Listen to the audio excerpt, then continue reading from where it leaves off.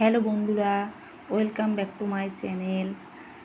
দেখো, আজকে একটা ছোট্ট ভিডিও নিয়ে চলে এসেছি, খুবই হেল্পফুল ভিডিও। আমাদের প্রতিদিনকার যাদের ঘরে, এখনকার ঘরে তো সবারই রয়েছে মোট গ্লাস ওভেন।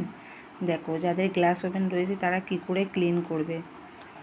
আমি যেভাবে করি তোমাদের সেভাবেই দেখাচ্ছি। এত সুন্দর, পুরো নতুন চকচকে থাকবে যে তোমরা ধারণাই করতে পারবে না।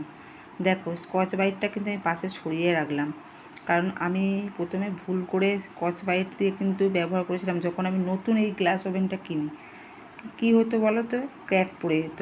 তাই জন্য একটা নরম ওই কাপড় ব্যবহার করবে, তার মধ্যে এই যে আমি বোতলে শ্যাম্পু কিংবা হ্যান্ড ওয়াশ এইরকম কিছু বোতলে করে বানিয়ে রাখবে, সেইটা দিয়েই এই ওভেনটা দুবেলাই ক্লিন করবে, দুপুরে রান্নার পর আর রাতে রান্নার পর। এরকম করে ক্লিন যদি করতে পারো না তোমরা, আলাদাই একটা দেখবে কাজ যে কি থাকে আমাদের এই গ্লাস ওভেনটা। আর গ্লাস ওভেনে একটু ভালোই যত্ন করতে হয়, কিছু করার নেই, কারণ ওটা খুব সূক্ষ্ম। আর এইভাবে যে যত্ন করতে পারে, এত চকচকে হবে যে বলার বাইরে, রোজকার নতুনের মতো থাকবে পুরো। দেখো, আমি ওই ছোট্ট কাপড়টার মধ্যে একটু নিয়ে নিয়েছি হ্যান্ড ওয়াশ বা শ্যাম্পু, যাই নাও না তোমরা, ওরমভাবে করে রেখে দেবে বোতলে। আর এই দেখো, পুরোটা ভালো করে একবারে পরিষ্কার করে আমি নিচ্ছি। এই যে এত সুন্দর করে পরিষ্কার করে নেওয়ার পর আর একটা ভিজে কাপড় নিয়ে আমি এবার দেখো মুছে দিচ্ছি। ভিজে কাপড় নিয়ে মোছা হচ্ছে, এই যে মুছে দিচ্ছি দেখো, তার আগে দেখো চকচক চকচক করছে। তোমরা একটু ধৈর্য নিয়ে এই কাজটা করো, কারণ এই কাজটা করতে অনেকটা সময় লাগবে, কিন্তু কাজের ফলাফলটা খুবই ভালো দেয়, যেটা তোমাদের খুব ভালো লাগবে। এই দেখো, ভিজে কাপড়টা নিয়ে মোছার পর আর একবার ধুয়ে নেবে কাপড়টা, কারণ সাবান শ্যাম্পু থাকে তো।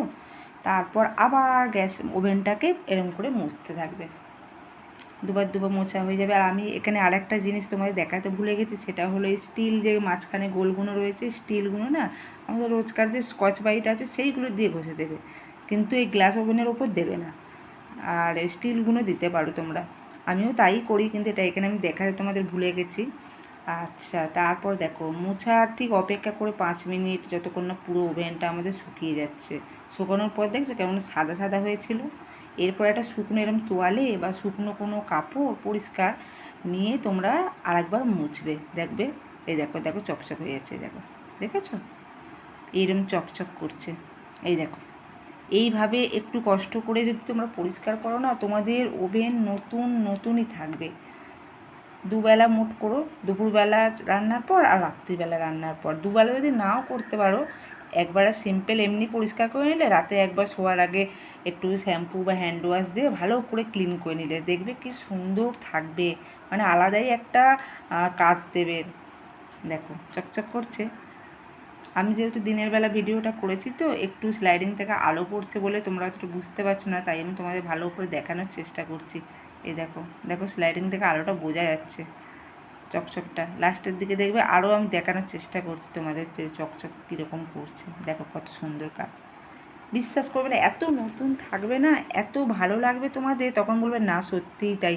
কারণ আমি যখন নতুন কিনি এটা, তখন আমি যখন পরিষ্কার করতাম স্কচ ব্রাইট দিয়ে, ক্র্যাক তো হতো, একটু একটু দাগ দাগ হতো, তারপরে না ঠিক ভালোভাবে না সাদা হয়ে থাকতো, কেমন একটা মনের মতো হতো না, চকচকে যে ভাবটা, ব্ল্যাক ব্ল্যাক যে একটা ভাবটা, সেটা আসতো না, গ্লেজ লাগতো না একটা। কিন্তু এইভাবে পরিষ্কার করার পর এত সুন্দর গ্লেজ হয় যে কি বলবো।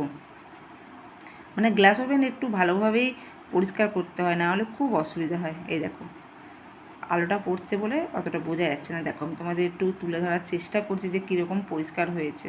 এই দেখো, দেখেছো চকচক করছে।